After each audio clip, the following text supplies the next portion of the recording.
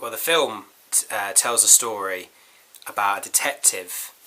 His name is Jason Parker, and when the film starts, we find out that Jason's dad has just died, and he's at his will reading.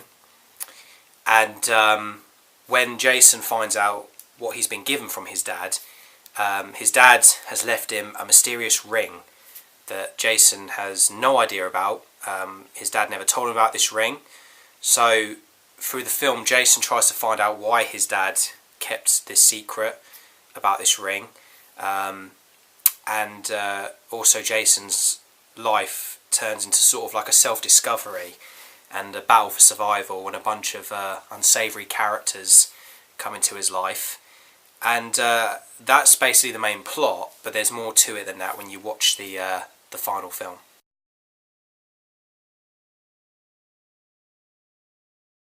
Inspiration for the film was, wow, there's kind of a bit of a story to this. I mean, after the success of my first film I did 2 years ago, I wanted to make another big film, an hour long in a way, because my previous film's 40 minutes long. And so I wanted to come up with another big idea, because I love coming up with big plotted films, like films with a really good story and a big plot, and also well performed actors, really good actors that are reliable and able to act. And also, it had to be a black comedy as well. The film had to be a black comedy. It's my favourite genre. But also I mixed my other favourite genre, which is London gangster films, because I'm into London gangster films as well. And this film also has, the other inspiration for this film is that it's got like a bit of Psycho put into it. So I would call this film my gangster version of Psycho.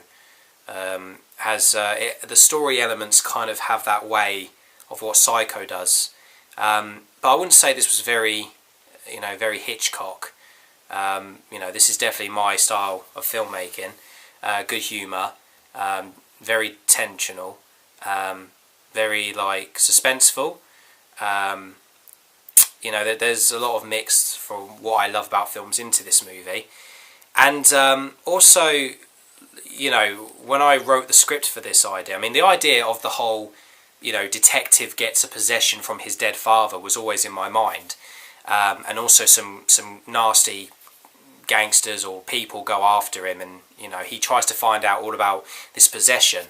And it started off kind of like a bit of one of those films where it gets all like, oh my god, what's going on here?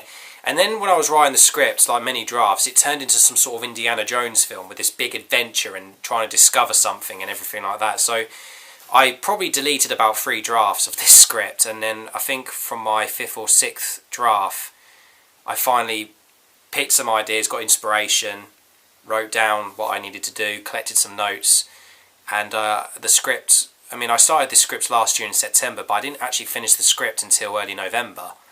So it was nearly 2 months of writing on a script and trying to get the perfect story. And now what you see in the final film is the more smoother, less messy idea that I had almost a year ago now.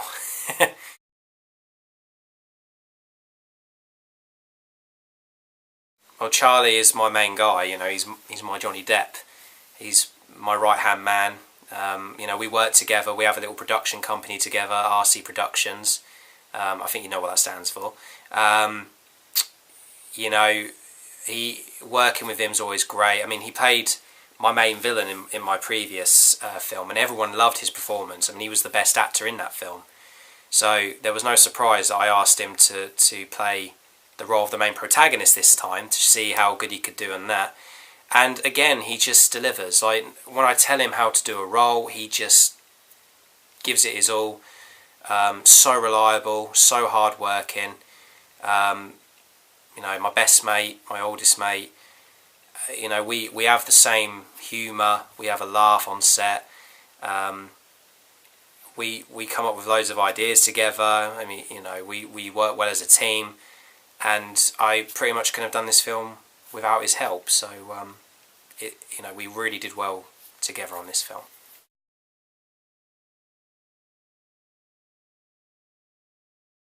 Grazi is someone who is into film as well, but she also wants to be an actress.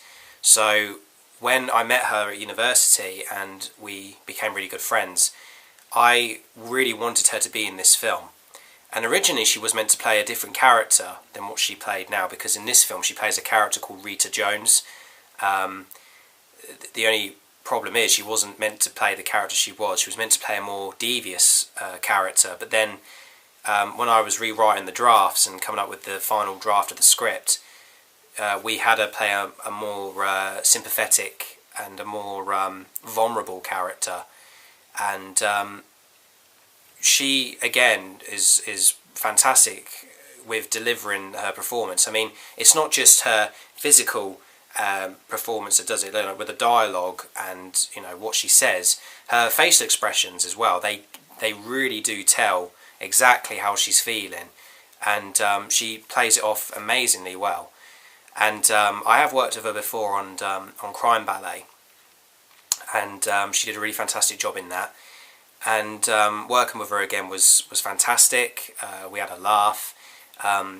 You know, she brings a lot of positivity to the film, and it was really great, just like working with her on a big movie.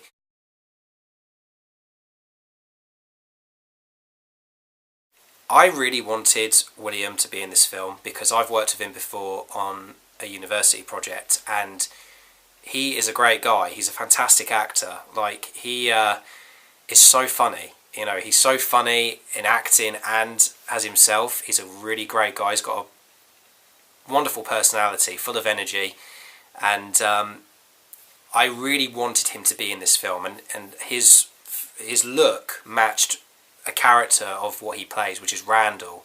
You know, he looked like the character who I wanted to be in this film. And I remember when I first sent him the script, he turned it down. He just said, "Oh, I don't think I can do this."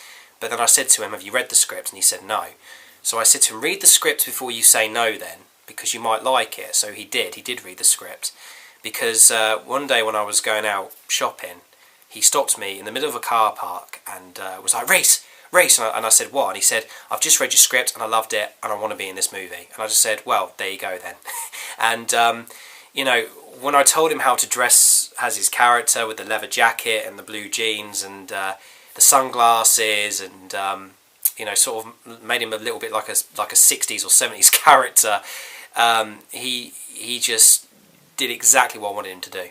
He was so good. He was so good in this film, and I'm glad that I had him on board, because like I said, I really wanted him to be on this film, and I'm so glad that he was part of it, because he just delivered it so well.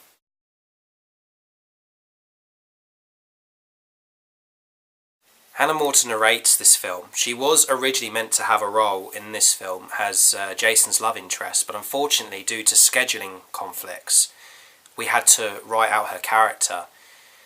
But I remember I did need a narrator for this film, and I wanted someone who obviously had a wonderful voice, a voice that could deliver, and a voice that was distinctive. So I contacted Hannah, and I have worked with Hannah before. This is the third time I've worked with her, and I asked her if she wanted to narrate this film, and she was like, "Yes, I would love to." So we did a little recording session, and I told her exactly how to say her dialogue, and she just did it so well. And the voice as well is so perfect for the setting of the story, that I know that I've made the right choice in who I chose to be my narrator.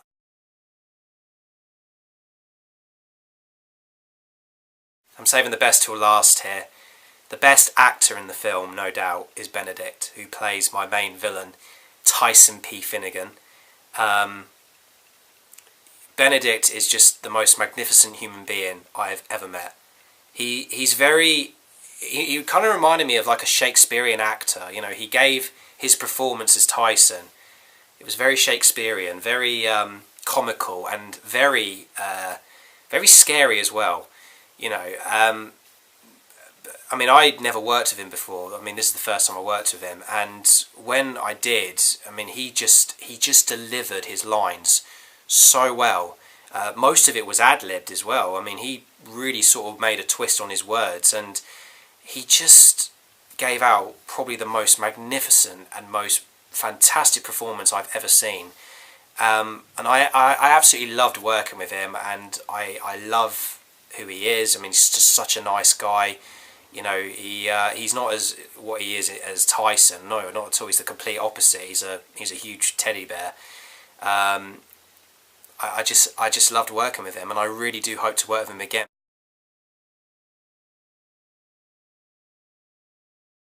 I don't know what the reception will be. I'm hoping it's positive, as I do with every film.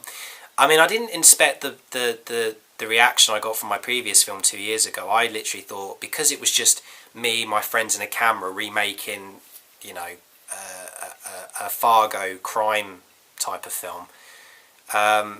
You know, I just thought I was going to get a lot of, oh, the camera's a bit shaky, the editing was rubbish, and everything like that. But instead, I got real positive praise for my performance and the other actors and everything else. And it was great that people loved it, that they loved my filmmaking skills. So when I came up with Cold Street, I was hoping to come up with something much bigger. And I mean, this pretty much makes my previous project look like a school project.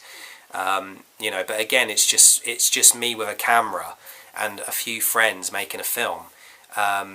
And I want people to look at it as a film. I don't want people to think I've just gone out with a camera and just shot ourselves in locations doing acting. I want people to actually look at this as a film and really experience it and watch it and hopefully enjoy it. That's what I hope for the most.